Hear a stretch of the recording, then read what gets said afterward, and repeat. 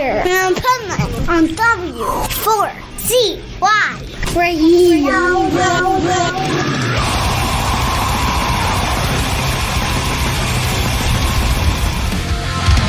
Thought you would live forever, but you was wrong. This is the Pipeman here on the Adventures Pipeman W4CY Radio, and I'm here with our next guest who has some killer new music. So let's welcome to his show, Mike from All Sinners. Hey, how's it going? It's going great. How about yourself? Can't complain. Just been sitting around all day waiting for this interview. Nice. Yeah. So have I. So have I. Doing nothing. Yeah, right. I know. So yeah, you guys have a new single you just released, Into the Flames. The music video is pretty cool. Everybody's got to check that out.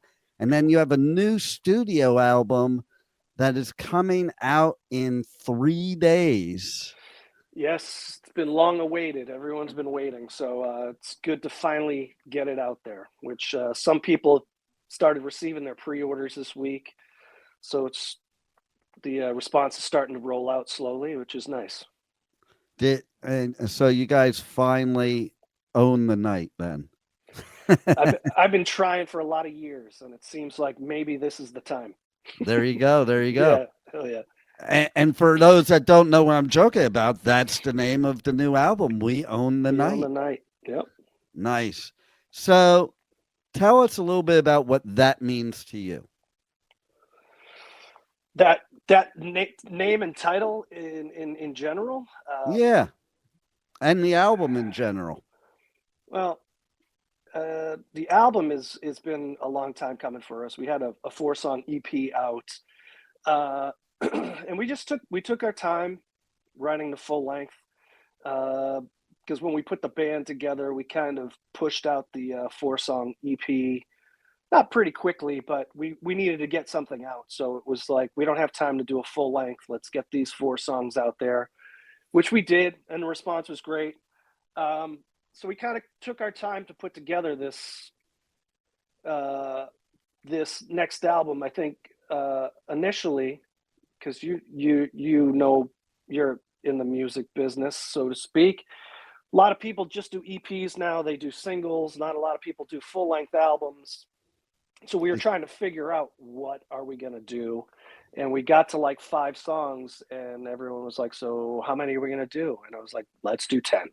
So nice. We took our time, and Roger, the drummer, owns a record store. So putting out vinyl is a big deal to him. So we had to do it right, get all 10, do it at the old school way and paste the albums, track 1, 2, 3, 4, 5 going into side B. So it was a lot of fun. So it's meant a lot because we've grown together, putting this project together. So yeah, and I do miss albums being a thing. Absolutely. And hopefully we can bring that back, and the younger generation can realize what they're missing, because there's a lot missing in just listening to a track. Yeah. I mean, it's this whole 30-second mentality, TikTok mentality that is going all over all of our heads. We did a video that's coming out in at the end of the year for a cover song that we did. We like to do content for our fans, so we do random shit now and then. And it's coming out later, and the guy who produced it and shot the video, his name's Casey Tebow. He's worked with Aerosmith for years and stuff. He was like, I think we got to cut the song down. I'm like, what do you mean? It's a music video. He said, yeah, it's 4 minutes and 7 seconds. I think we need to get it to like 3 minutes and 50 seconds. I was thinking you needed to get it down to 7 seconds, because it's about all the attention span people have. I don't think, but that unfortunately that's something that we're faced with, and I'm kind of just saying, screw it. I'm not going to pay attention to it. I'm going to do what I want. So the end of our album, the We Own the Night album, the final track on the album's a 6-minute power ballad. Nice. Not cutting it down, not doing anything. It's going to be 6 minutes. I love So it because some of my favorite songs in history, kids today would not get a chance to like because they wouldn't listen long enough. Stairway to Heaven. Right? Right? Yeah. And you could, how about any Sabbath song? Yeah. You could take, okay, like you take a song like Battery from Metallica. If you don't last past that intro, you're missing one of the best songs, Oh yeah, man. And it's like, it's funny you should say about trimming down the song because I was talking to somebody and we were talking about songwriting Mhm. and how songwriting has had to change because of this. Whereas, back in the day, I remember taking a songwriting class and it's like, okay, you got the intro, you got the verse, chorus, bridge, solo, another verse, chorus, Yeah. end, you know? And Yeah. now it's like, take out the intro, take out the solo, take out the bridge, and even take out one of the verses. Like, Well, it's got to be basically, 3 minutes now, at least. I know it's got to be With the, verse, chorus, verse, and that's it. And to yeah, me, that's not interesting. yeah, no, and that's the thing where I'm at in my musical career too. Is like I was in a band before this that we had a record deal, and it was, more of a not on the pop side of rock, but it was more of just a regular rock band, and they wanted everything just clean package under a certain amount of time. And now I'm writing songs that I want to breathe. Right. Yeah, there's a 4-bar instrumental here, and it's going to stay in. It's part of the song. So Well, yeah, and you mentioned Zeppelin, Stairway to Heaven. Okay. Like that is just a whole build on a build on a build. Like, it just yeah, takes you on a journey. it's an epic. And I was saying that to my wife, like Saturday night, we were having a glass of wine, eating dinner, and I kept putting records on and then running downstairs and flipping it over. And she's like, "Why do you like to do that?" I'm like, "Because when you listen to an album, it's a journey. Totally. The way that they set up the album was for a reason. They didn't just put 10 songs on vinyl. It was set up a certain way. So when you can listen to an album and go, oh my God, I love how it goes into that song. I love how it went into this song. And I love that this is the last song 5 on side 1. And then how does the next side start? Everything's like a story or like just a journey through the album. And there's a joy in that people Totally. people don't realize nowadays. Mm. CDs aren't the same because I don't think so. you just put it on and it just runs. And not But everybody looks at the little pamphlet in the CD, but when you got an album, you looked at everything. And I remember just putting my headphones on, sitting on the balcony, and just a full blown sensory experience, not just yeah, the sound, everything. no, that's something that my kids unfortunately won't get to enjoy. I mean, I used to, we all did. Was it Tuesdays they released albums? You'd run out there before they opened, got Injustice for All by Metallica, got in my car, ripped it open, Right? opened the liner notes. I needed to see all the pictures and everything in it. So it was a big deal, and we And are sharing that with our fans, and our fans enjoy it. So well, it's all part of it for us. think about it too. Okay. So this morning I just happened to stumble upon a Bobby Weir documentary. Yep. And as you're talking right now, I'm thinking to myself, there would be no Grateful Dead or Pink Floyd today if they started today. No. Like it was for Grateful Dead, the song didn't even start for 10 minutes. I mean, Yeah. Yeah. No, it's unfortunately, and this is because I do have kids and I see how they take art programs out of schools and stuff like that. It's the whole art of it. mm-hmm, totally. It's like we've got AI music and AI art, and people don't care that somebody didn't create that. It was a machine. But people creating things is, unfortunately, and I hope it's not true, I hope it's just a phase, is just going away. Well, the thing is, okay, so as example, I'm pretty good at graphic design. that doesn't make me an artist. It makes me a No. graphic designer. Okay. Yeah. Like that doesn't mean I could paint something. Okay. It, No. it just means I know how to use the computer and manipulate everything. And I feel the same as with music. Like I was talking with my brother the other day too, and he's like, what happened to the rock bands where you had two guitarists, a keyboardist, maybe a singer, a drummer, and, like the humans doing everything. And bands today, like they cancel shows because their laptop's not working. That just happened to us last weekend. We didn't cancel a show. Right. But we were playing a show, and the band that was on before us, they were sound checking, and it was just a track. Like with vocals, guitars, everything. And the guys were standing out front like, okay, how does it sound? And then the guy would go up and sing a couple words. I'm like, this is what they're doing. There were two guitar players, no bass player, drummer. But the guitar players played intermittently. The singer sang intermittently when all the vocals were still going on. Huh. It was like, I don't get it. It's like rock and roll is supposed to be imperfect too, to me. No doubt. So, And you got to work at it. Like, listen, I played drums, I played guitar, and I sang thrash metal, and I sucked at all three because I didn't work at it. Like, I would have been great today because I wouldn't need to. Yeah, I know. But I could never do that. Like, Yeah. Music is a human being creating.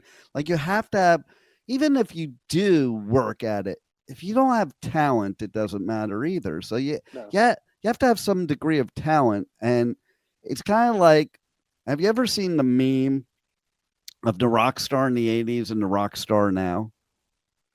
Not sure. I've seen a billion memes. I probably have, but Okay. So this one is, okay, you got this rock star lying on the ground, passed out, bottle of JD in one hand, guitar in the other. And then fast forward to rock star today, sitting at a computer, typing on the computer with the guitar on his lap. Yeah, I know.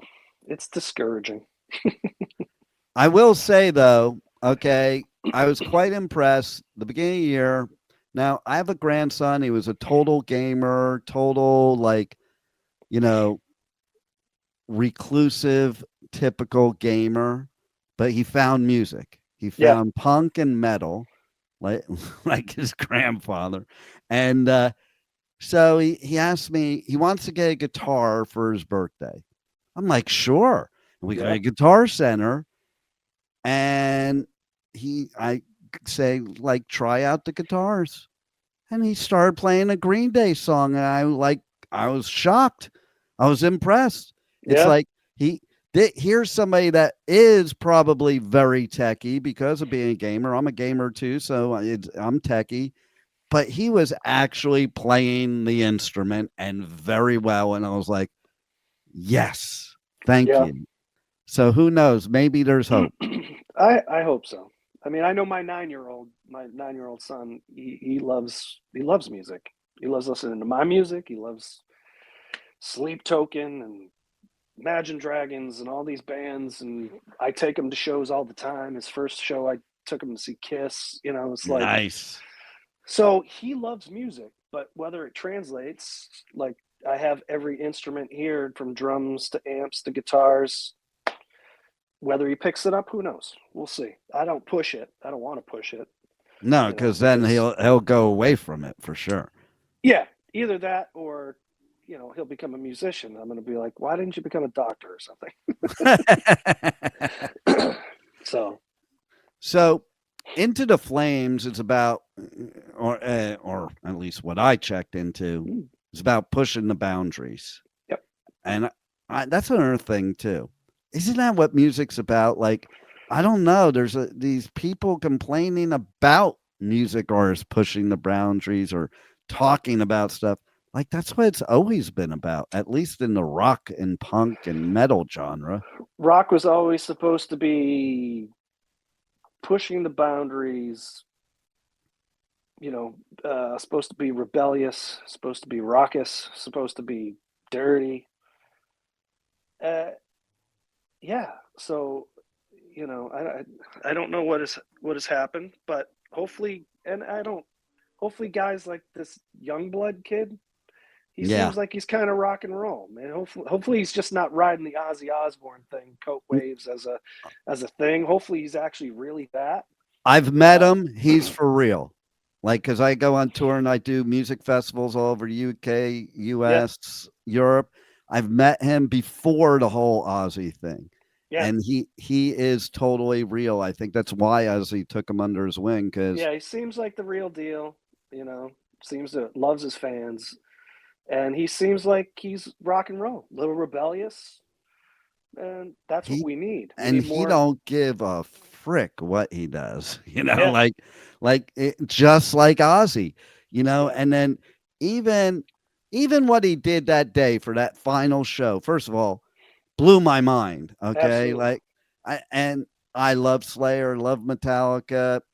Besides Ozzy and Sabbath, he stole the show. And every publicist I know says that, every record label exec I know says it, is like he was just so real and so emotion. But the best part is he had a gig that night in another state. Yeah. Or not, I mean, another country. The other good thing about it is most rockers that had rented that or were there that saw that were like, who the hell is this guy? Right. So I didn't know who he was at that time.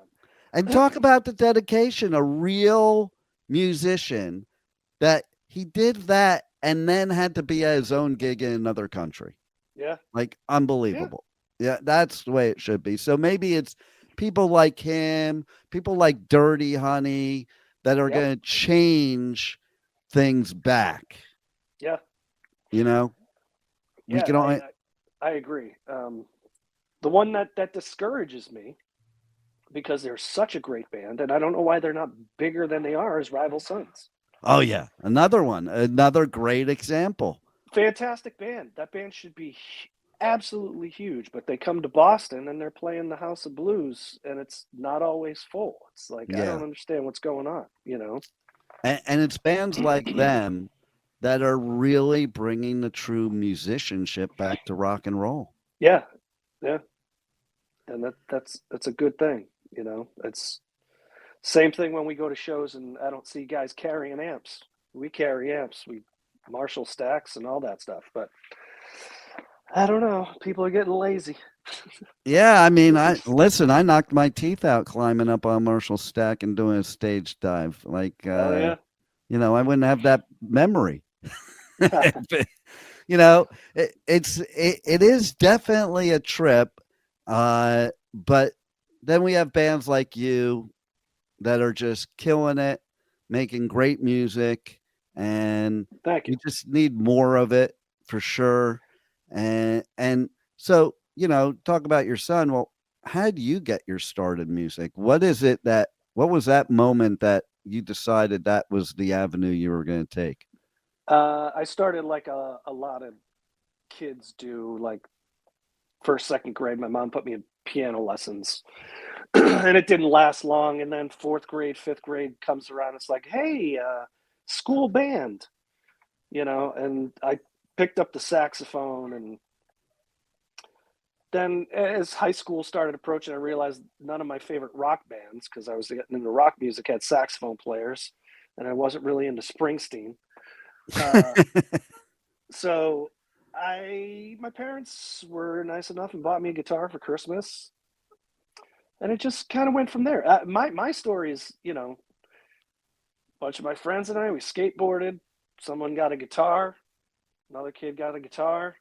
We end up in someone's garage, actually my parents' basement, and we just start playing. That's basically all it was. But back in that, we didn't have computer video games, and unless you were going to play HTML on your Commodore 64, we had to entertain ourselves, and that was with music and skateboarding and stuff like that, you know. And music took off, not only for me but for a bunch of my friends, and everyone's pretty much still playing, I think.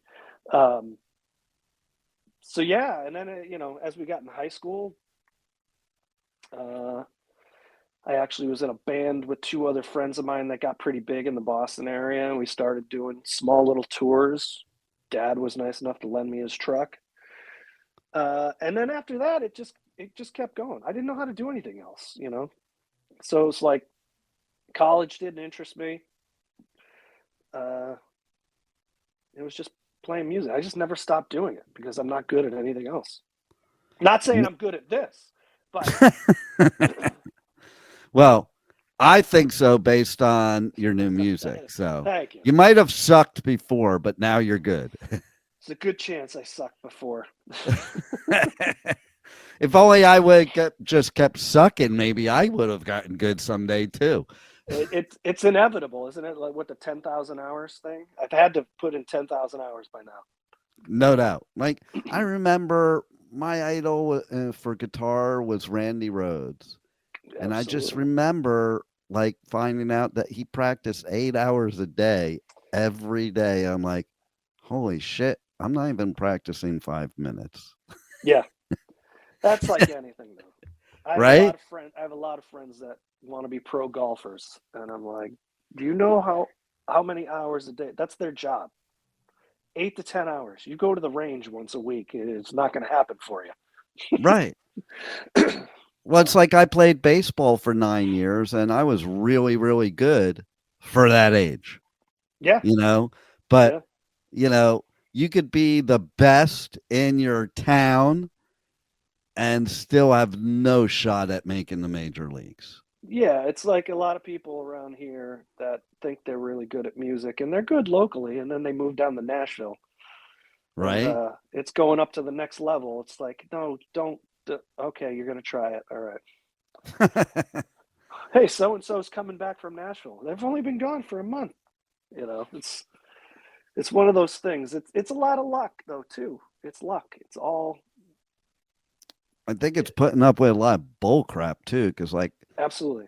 I was at Metallica's first shows in the beginning, and you know, those dudes worked their butt off, man.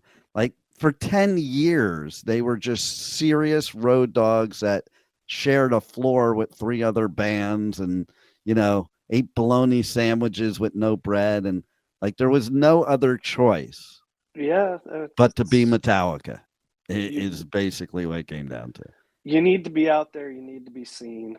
You need luck on your side. You know, there's a lot of things to it, so you got to enjoy it.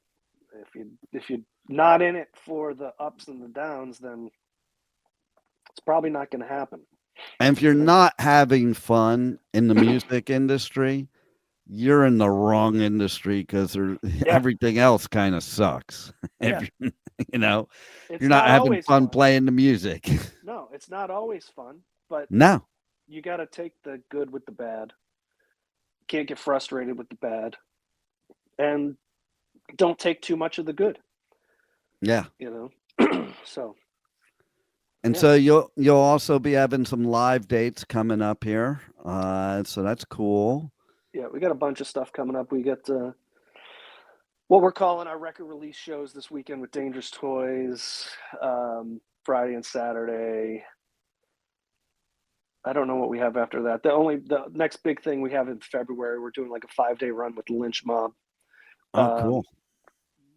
So, and then I think we're going to tour in 2026. All that stuff is waiting on other things to happen. You know, there's tentative plans I can't really talk about yet, but you know, some sort of tour in 2026, first quarter, most likely, or summertime. Yeah. And I'm just putting this out there in the universe, but I think your band would be perfect playing Rocklahoma. Oh, I would love to play Rocklahoma. Like you would fit in perfectly. Whoever's booking Rocklahoma, listen to him. There you go. Like I'm putting it out there in the universe right there. Love it. So anything else you want to tell the listeners we haven't covered already? Besides also tell everybody how they connect to you on socials, on the web, how they buy the new album, all that good stuff. You can get the album, and we have these really cool bundles with autograph stuff and other little treats in there on ratpakrecords.com. That's the record company. You can go to Purchase Street Records, which is Roger's store. You can get the album through there. And then our socials, allsinnerscult.com is the website. And then there's all the social media stuff on there. YouTube, the videos on YouTube, our YouTube page. We'll have some more stuff coming out, a couple more videos. We're always coming up with new merch. Inside of that album cover, there's an old school merchandise sheet, like the old Motley Crue albums and stuff, like Kiss albums, where you could actually order stuff. And there's a whole list and pictures of stuff on there that you can order. And I know for this weekend, we got a bunch of new merch that no one would expect, but we're going to have it all available starting this weekend. Well, they have to buy your merch or they can't listen to my show, because that's the only way. That's the only way you guys survive nowadays is merch. You know, we get to do a lot of stuff because of our merch sales, and that's why we put our name. We've got hot sauce. We've got all kinds of stuff. So it's we put our name on a bunch of stuff, and hopefully you can find something that you enjoy. Nice. Yeah. You know, I even remember, like, kids are missing out on this, but I remember when I bought the Love Gun album. I think I was in like 5th grade or something, and I was so excited because it had that popper gun in it. Yeah. The Love Gun, that was the popper that we all were into at that stage. And I was like, I was in school and brought it to school. I'm like, check this out. And that's what kids are missing today. You like it? Absolutely. There's always been cool stuff inside of albums. I'll always remember one of my favorite albums when I was a kid was Paradise Theater by Styx. You took it out, and on the backside of the album, it had that, I don't know how they do it, but it was like an oil embossed around the edges of the women from the side of the Paradise Theater building that you could see on the album if you tipped it. It's like one of the coolest things ever, you know? It's stuff like that you don't get on TikTok. No. And I was also a Beatles freak. I bought all the Beatles albums looking for all the clues for Paul McCartney being dead. Yeah. Paul's dead. Oh, man. It's good stuff, and, you know, love to try to bring it back, and that's kind of what we're doing. Well, good for you, and I'm glad you are, because that's good for us. And I hope so. Keep doing it, brother, and thanks for being on the Adventures of Pipe Man. I appreciate it. Thanks for having me, and we'll see everybody soon. Thank you for listening to the Adventures of Pipe Man on W4CY Radio.